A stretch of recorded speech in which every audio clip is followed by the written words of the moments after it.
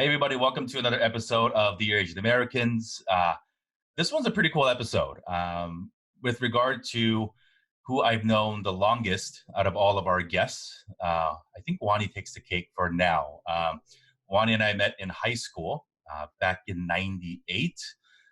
We were both part of, initially, we met through our network of student Christian clubs in New York City.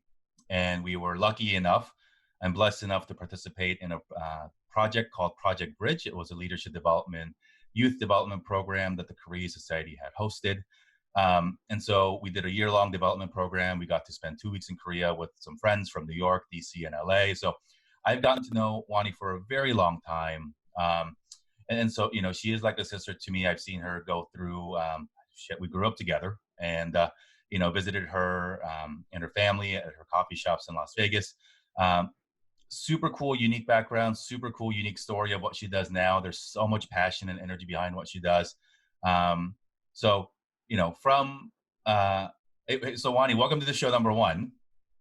Hi, And where are you? You look like you're in a medical office. I am. I'm an overachiever and I decided to get my high vitamin infusion drip therapy while doing this podcast because fuck Corona. We got it. We got to get your immune system up. So thank you, thank you, thank you.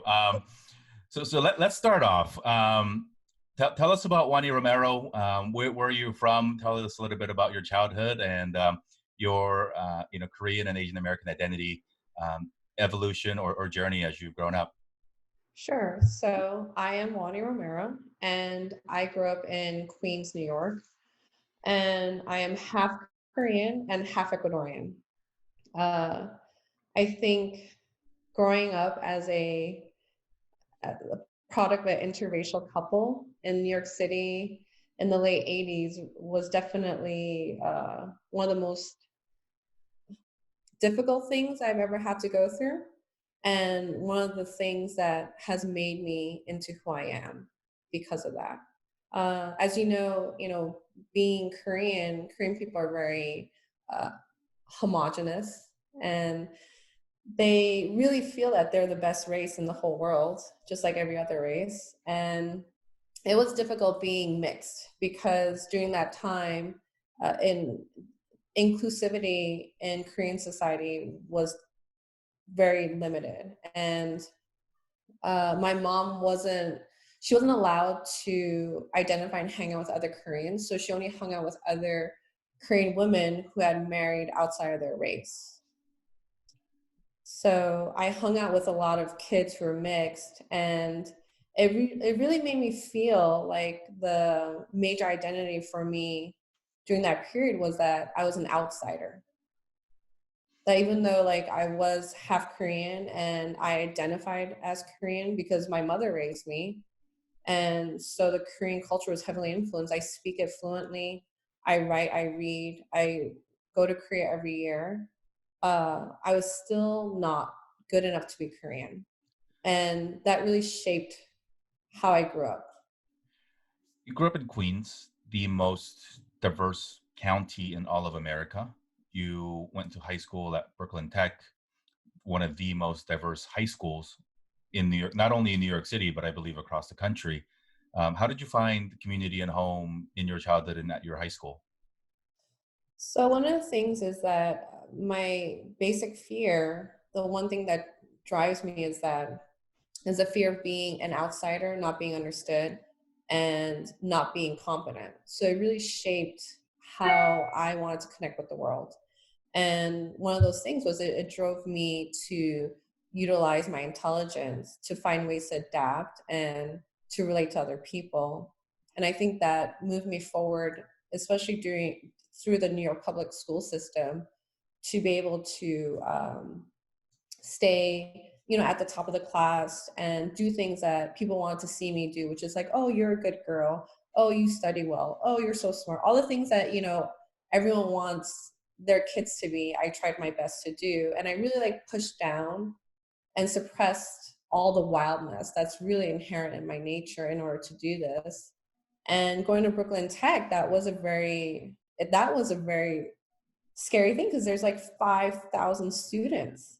I'm just like, this is a small village. I mean, no, it's like a small town. Yeah. And to come in and all of a sudden, like, instead of being a young girl, it's now in a way young women, and all these other mixtures of emotions and layers of social status that was included.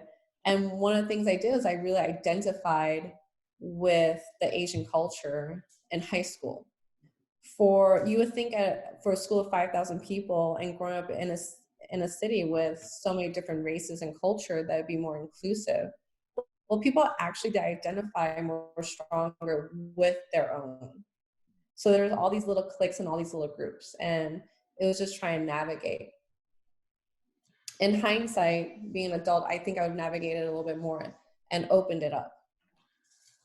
I think it's tough when you're growing up, like you said, on paper diverse, across the board diverse as a bucket, but it does have a tendency, like even if you look at the map of Queens, there are stereotypical neighborhoods because they exist, right? Certain races of people or people from similar cultures live in certain pockets of even Queens, um, and so I think especially in high school, it's no surprise that people still tend to keep those communities because they know each other from the neighborhood or from extended family or from church or other sort of networks. Um, yeah, it's. I hope it's better now back home in New York. With students feeling like they can really be themselves and belong. Um, so, high school in Brooklyn, coffee shop owner in Las Vegas. What happened in between? Mm, a hot mess. So you bring up a good point, growing up in New York and hoping that maybe it's more inclusive now. And I really think with technology and stuff, it's definitely more inclusive, but the East Coast definitely has a mentality. And it's like that around the way person, right? Your friends from your block, you're born there and you live there and you die there. That mentality. There's not a lot of like, I don't think like, especially in New York, there's not a lot of room like how we think in the West Coast, which is innovation, flexibility and lifestyle, opportunities, those things. Where in New York, it's like almost like opportunity is something you live and die by. On the West Coast, it's more something that's always available. Like the difference of the mentality between like scarcity and abundance. And I think what happened for me was after high school, I got really lost. And all the things I've been stuffing down, all the wildness in my nature, all the craziness that I'm capable of started seeping out. And you know what? It does not work with identifying as an Asian woman, because as an Asian woman, you're supposed to have a certain number of indicators of an archetype, which is one, look pretty, B, say the right things, don't be bigger than the man you're around, and 4, don't curse, and 5, just don't be you. And I really railed against that because I think inherently I can't live apart from my truth. And I was, and who I was going to become wasn't going to work for me anymore. And the pivotal moment and the catalyst for all that was 9/11. I that really shook me to the core. I I don't think I don't know if I would have been impacted, even though the building that I was going to school in did collapse the day it happened. I was luckily in a church retreat in Jamaica when all this occurred, and then coming back and watching all these missing flyers in the train stations, like fluttering, and sort of the sadness and the somber of the city during that time, it affected me so deeply. It made me realize like we are not guaranteed the next day, and we're definitely not guaranteed old age. Like there's no way we know when we're going to live or when we're going to die. And I realized that I had sort of lived for everyone else. I lived for my parents. I lived for my friends. I lived for this identity of me that I don't think I believed in anymore, you know? And that's when I decided to leave.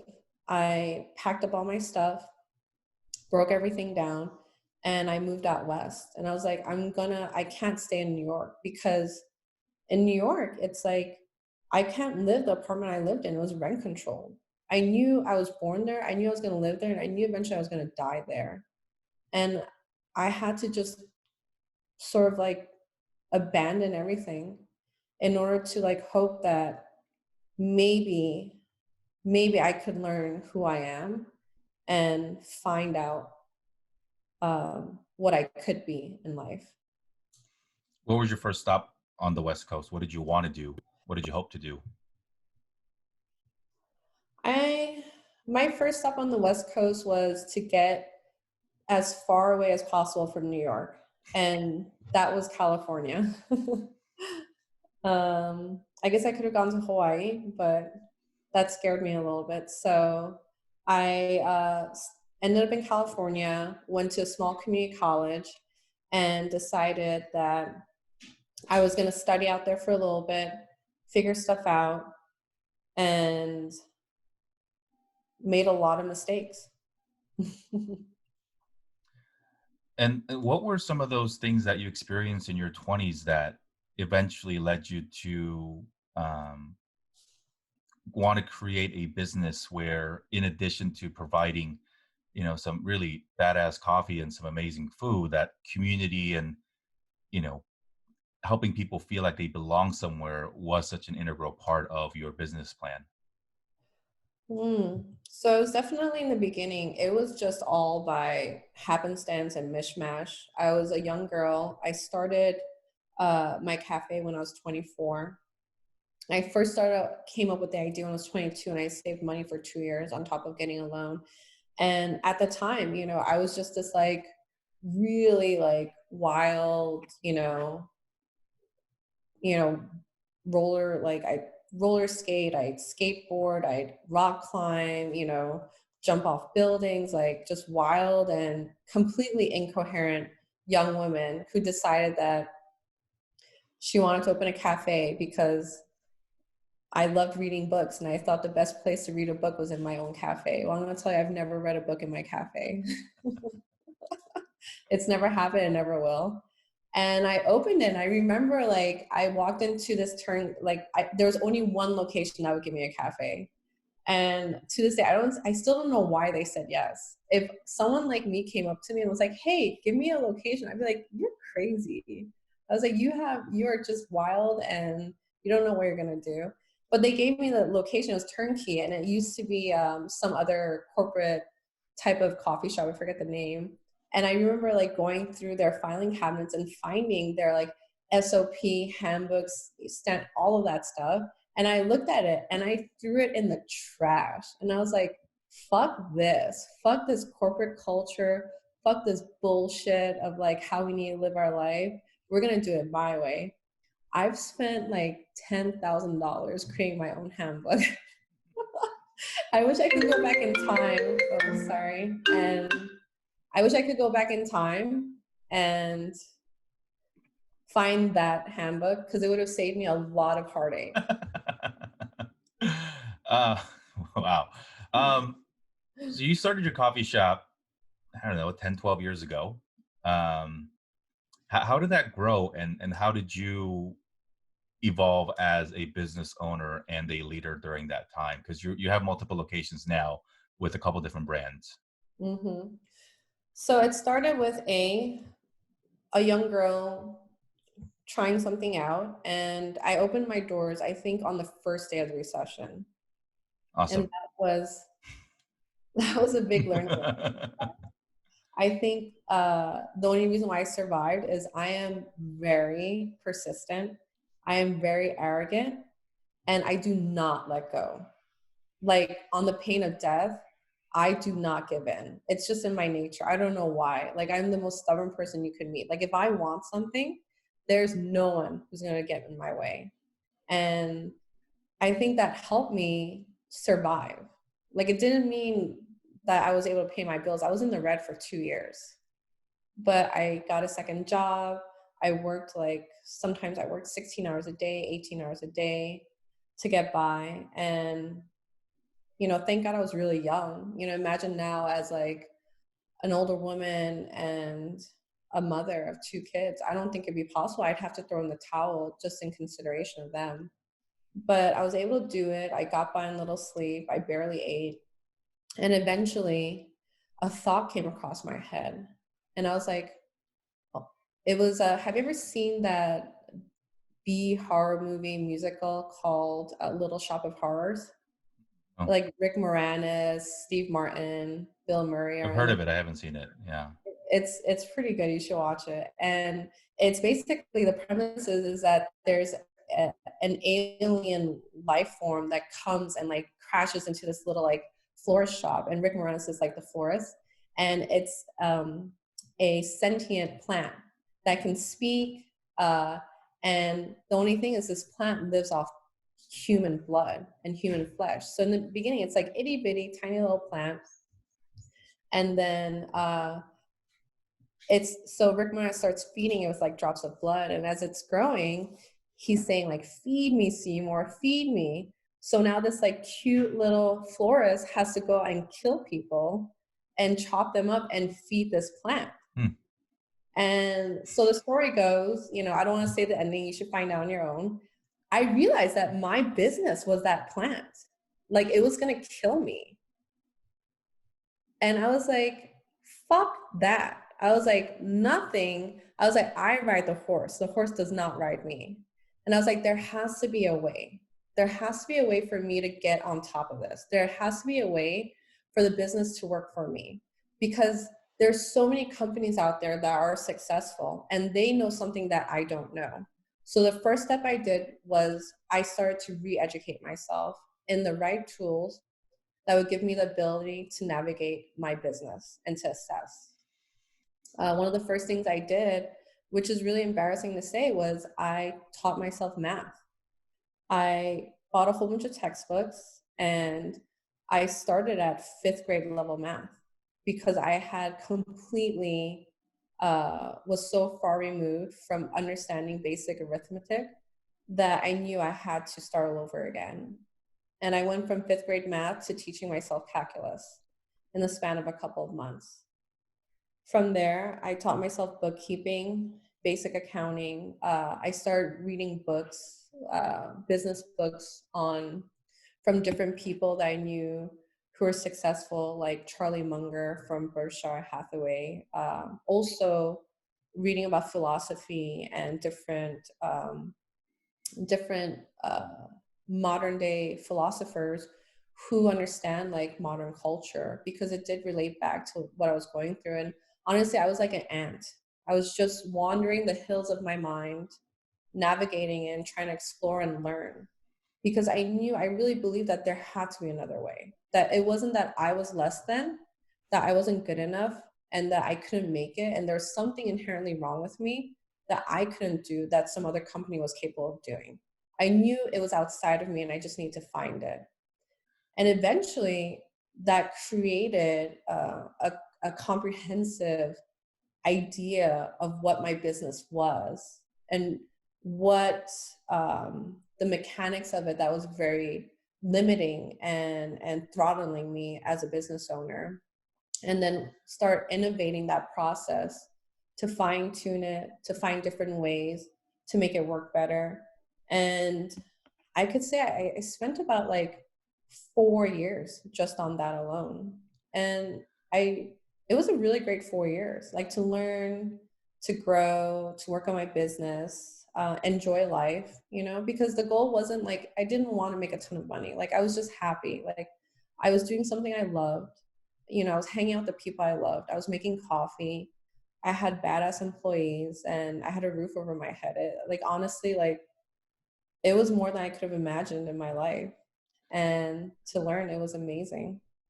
You described yourself as stubborn and, arrogant, but you, the story you just told is just all about humility, right? Instead of saying, I know this, so I'm just going to go off of my feel, off of my instinct.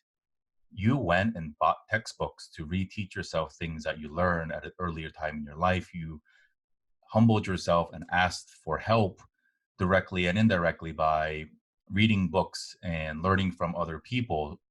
And I think that our listeners have to know, as somebody who's been in your store many times and have met your team, they're not your employees, they are your family, and they see you as that. And I think that is something that most small business entrepreneurs know, that most of us who don't have that experience find very, very hard to understand, that it's not a business. It is, you know, that you are in charge of so much more than just cutting a paycheck every 2 weeks. Um, so of late, obviously in the past 2 or 3 weeks, we have gone through something that you and I certainly have never ever seen in our lifetimes. Um, where your business is in Las Vegas, the majority of the economy is tourism based, and you know the unthinkable has happened, which is the casino shutting down and going dark, and um, you know, to the point that certain casinos never even had locks on their external doors, because what would cause a casino to ever close? And so it's not just the casinos, but it's the entire local economy in the greater Las Vegas area that has been, you know, impacted in perhaps a greater way than some of the other larger cities. Um, and so how how has that been for you? And what are some things that you know have been on your mind? You've written some amazing, thoughtful pieces on LinkedIn and on Facebook, expressing the some of the pain and the perspectives that you've gone through. But take us through what you've been through the last couple of weeks. So I I really thought, honestly, thank you for saying all those wonderful things about me. Um, the reason why I say I'm arrogant is because I believe I have the capacity. Whereas, my whole life I was taught that I didn't have the capacity, and I consider that arrogance. And going into this, I was still very confident. Uh, I am the longest independent running chain of cafes in Vegas. So we have a strong culture here, a strong community that I've created. And even going through this, I wasn't worried about it because I felt like with our community and our brand that it wouldn't hurt us. But when the mandate fell and all the dining areas were closed and customers couldn't come in and hang out, uh, that really was emotionally devastating for me. I think from the outside looking in, anyone could say that I'm a very strong CEO. I never faltered. We went boom straight to our action plan, cut out all the fat, cut out anything non essential. I pivoted very quickly. We always operate lean, just like I mentioned earlier. I opened my first business as the recession started. So I've never been a very fat cat mentality. I've always operated lean. And it literally took us to get leaner. It was like less than 5 minutes because everything in my company is metriced out. We have KPI scorecards, SOPs.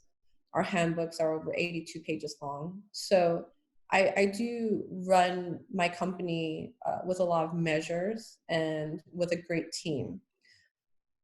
But personally, sitting in my cafe, watching it empty out, I didn't realize how devastating that was going to be for me. And that I was going to start going into a wild storm in my heart. And the past 2 weeks, from the outside, I've made a lot of great decisions professionally. But personally, I have to say that this has treated me in a way worse than 9/11.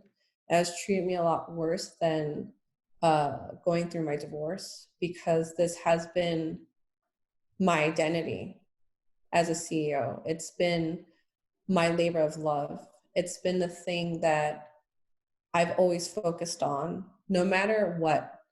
This was going to carry me through, right? This was going to be my legacy of building communities, building a brand that cares, uh, building a brand that works at a very healthy social level while being ethical, and still pursuing capitalism. But without my community, without my people, I didn't know who I was anymore. And that really brought me to my knees. And I feel like I'm finally getting out of it.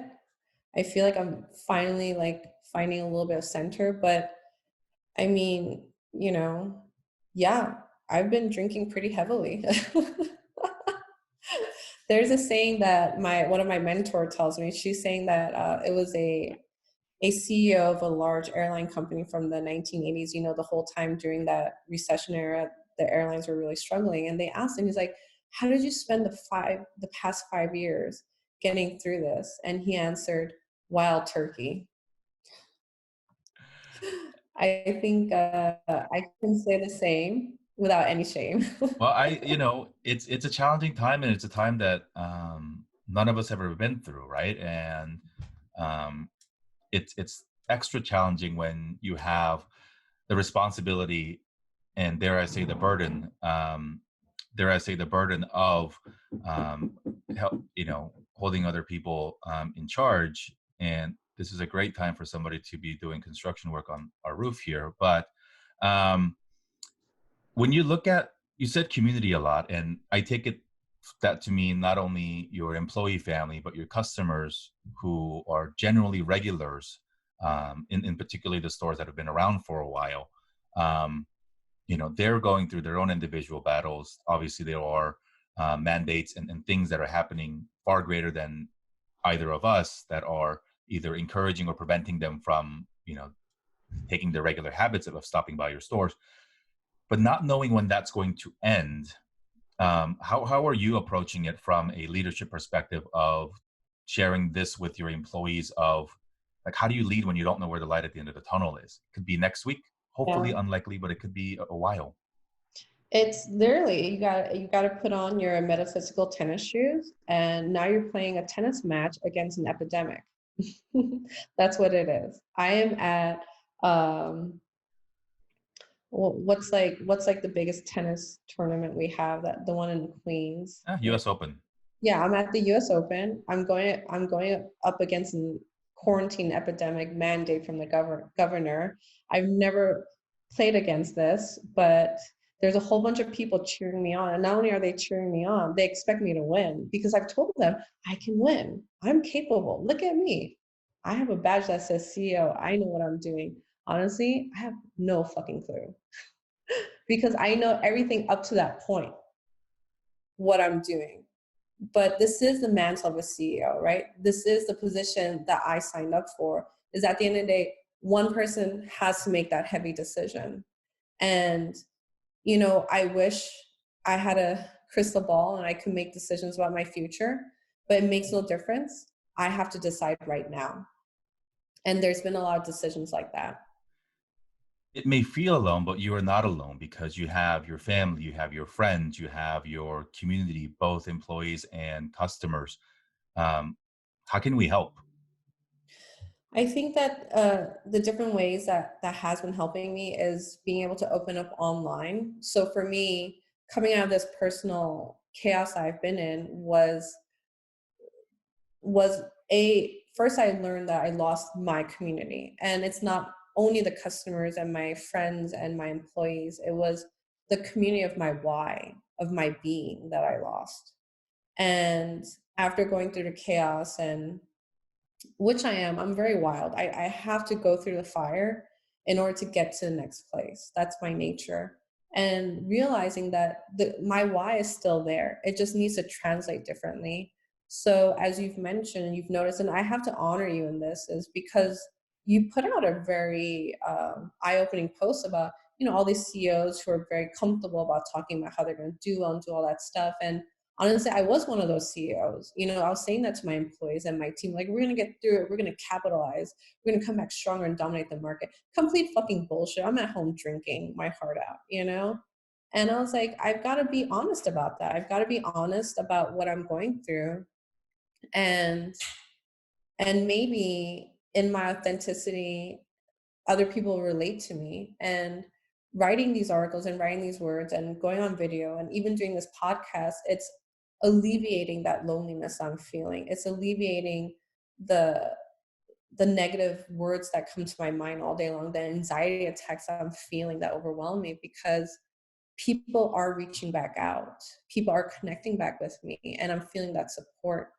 And professionally, we've taken our brand, and I transitioned my brand into not such a physically based community nexus, but now we want to focus on our brand being a nexus point even online.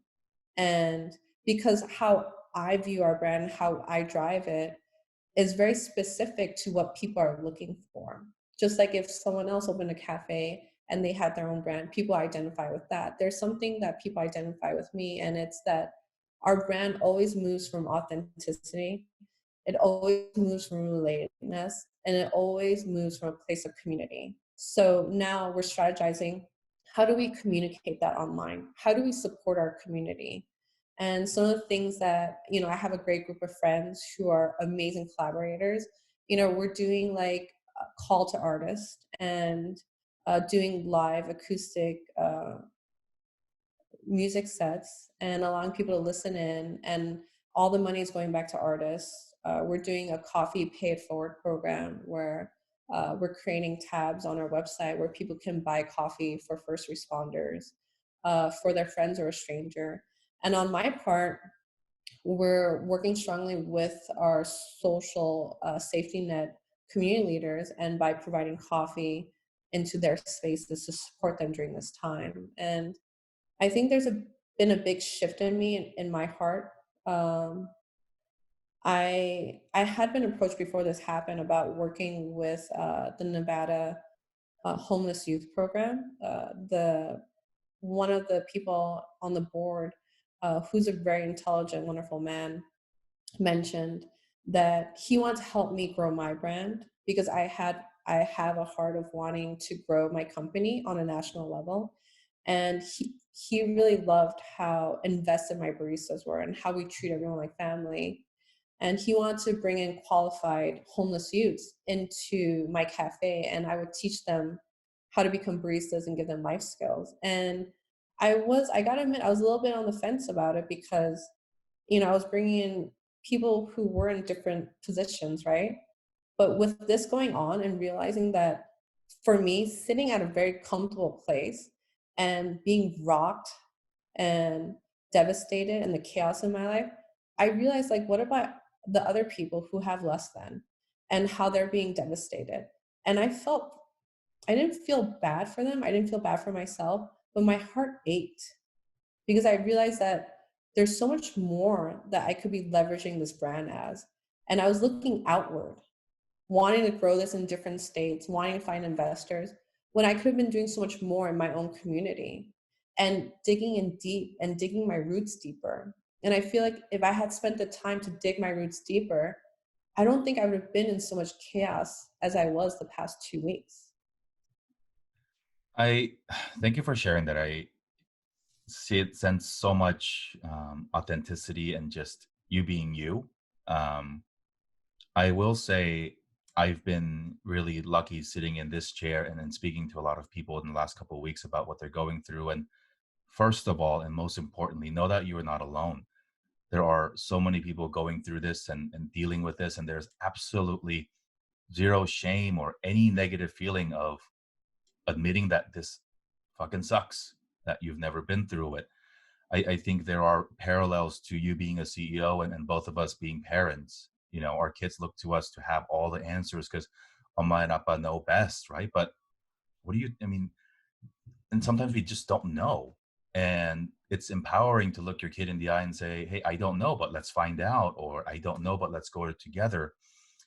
You're right. There are still whatever overconfident people or delusional people that are just, yay, positivity and mindset will get us through this. And it's like, no, it won't. You actually have to, dig your nails in and, do work and pivot and almost daily, more multiple times a day, just figure it out. So um I think you making yourself vulnerable by sharing your thoughts. Obviously, your employees follow you on these social channels and your customers do, and then the greater community does.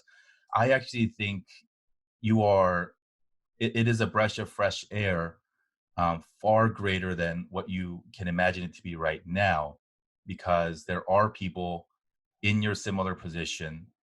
Maybe their city is not at the point of Nevada or California in terms of business shifts. This thing is going to strike every city. And if you don't think your city is, please take caution.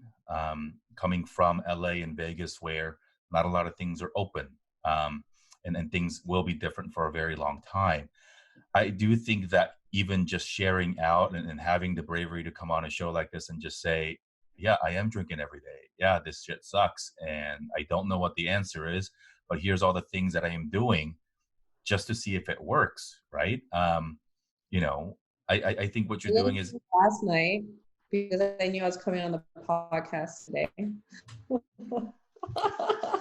yeah. So it's, we have to do what we can, however we can, I think, to get through this, because we just don't know. Right.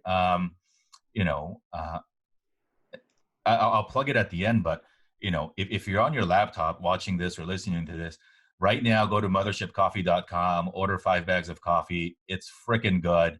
If it sucks, I'll buy it back from you. Give it to a neighbor.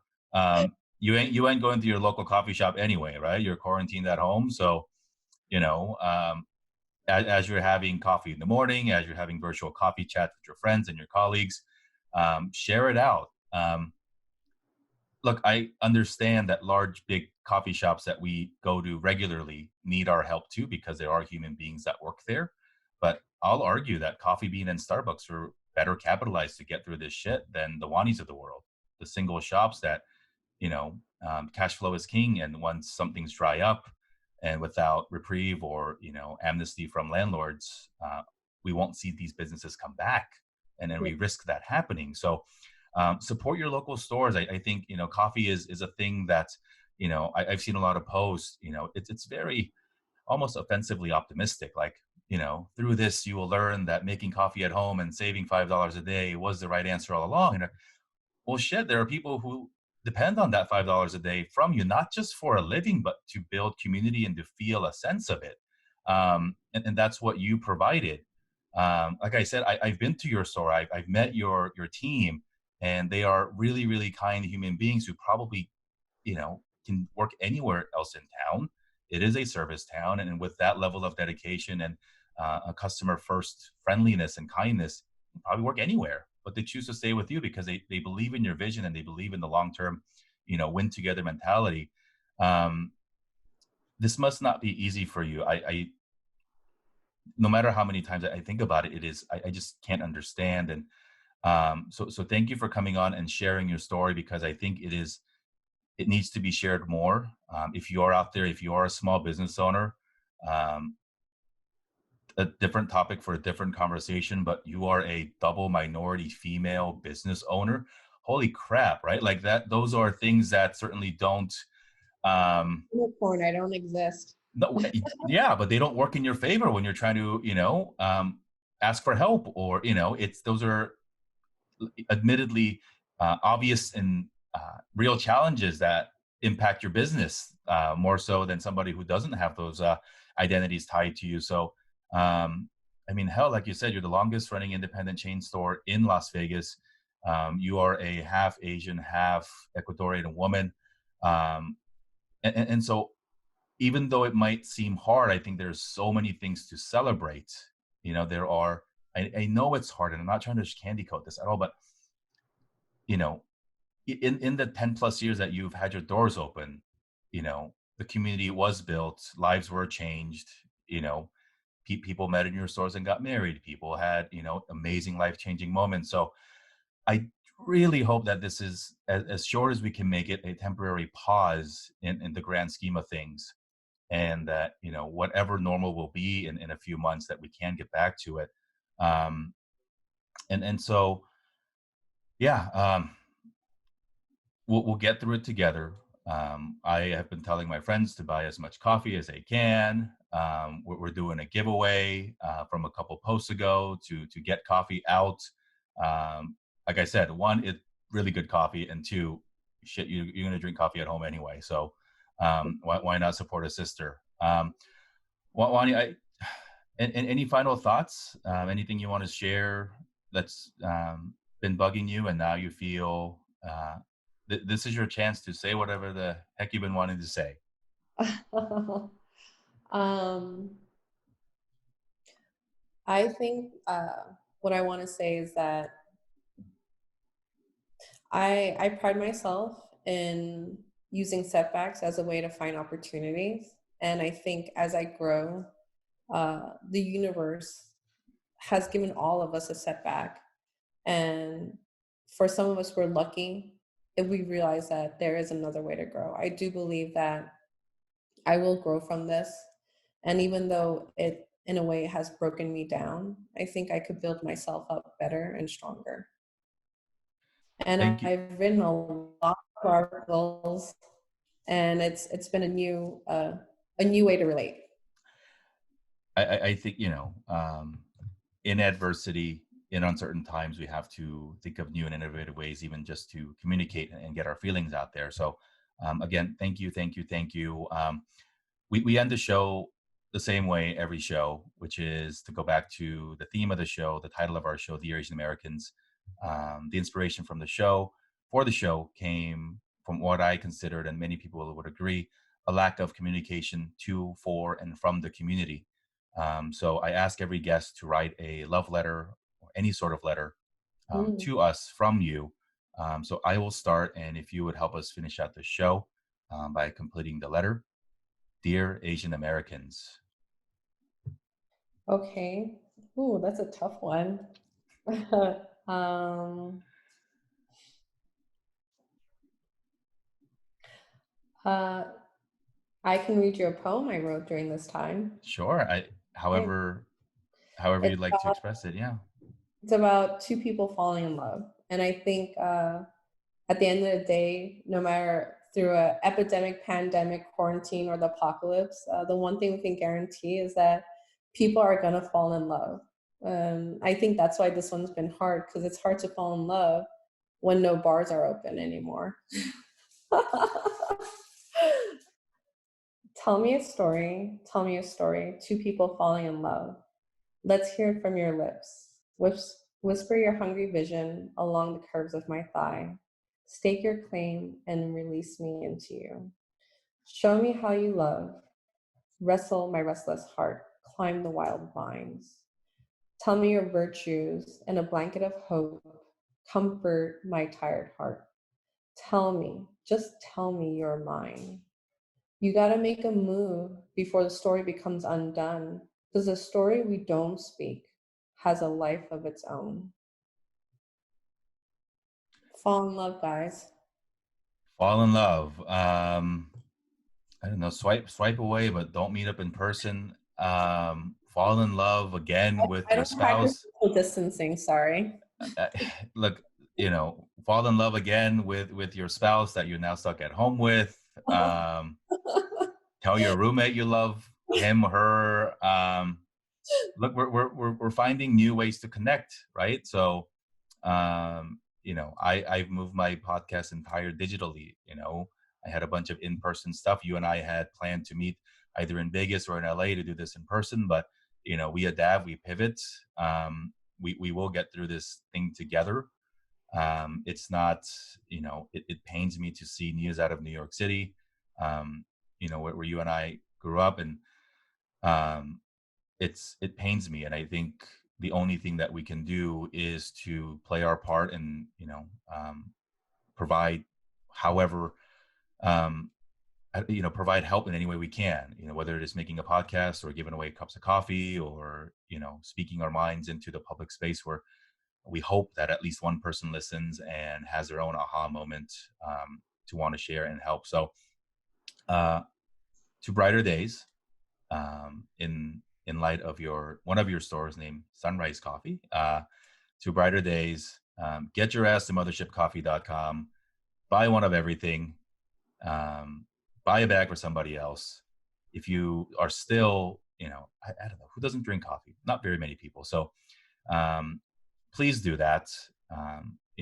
If you have small business owners in your network, reach out. No intent other than just to say, how are you doing? How can we help? And for all of our listeners out there, if you have a job still, if your company's probably not going to go out of business and you are working from home and those direct deposits continue to check come in every 2 weeks and you think you're going to get through this fine, this is the time to help our friends who don't have that luxury. And so I say this often, watch all the Netflix you think you can, but if what you're going to watch next is the biggest thing on your mind, take a break, take a pause, look through your phone list, go down your Facebook friend list, and see who might need just a quick hello. You don't know what even a quick check in would mean for that person. A bag of coffee at Juanny's website is $14. That is not a whole lot of money for people who have steady jobs and whose incomes may not be impacted greatly. And maybe even buy a bag for somebody who just lost their job. The jobs numbers came out yesterday, 3+ million people. It is shocking, and there's really no logical end in sight. So, Juanny, thank you for coming on and being brave enough to share your story. It's though I've known you for almost 22, 23 years, to hear your story from your own words and to hear your journey is a new journey for me. On a personal note, I was just texting with Dakin just before we came on. And so to all of our friends from Project Bridge 99, if you're listening, if you're watching, hello. Our friend Peter is still serving the country in the Marines, and so many people. Jalissa, Daryl, we still see on Facebook. So hello to everybody. Be well. Check in with your friends. Take the weekend to check in with your friends. Buy some coffee. If not from Juanny, go to your neighborhood store. Buy All some in stuff. love. I don't know. Get drunk on coffee and fall in love. Yes. That is a lesson of the story. Juanny, thank you very much. To brighter days. All the best to you and your family. And Thank you. until we can see each other in person again, be well. Thank you. Thank you.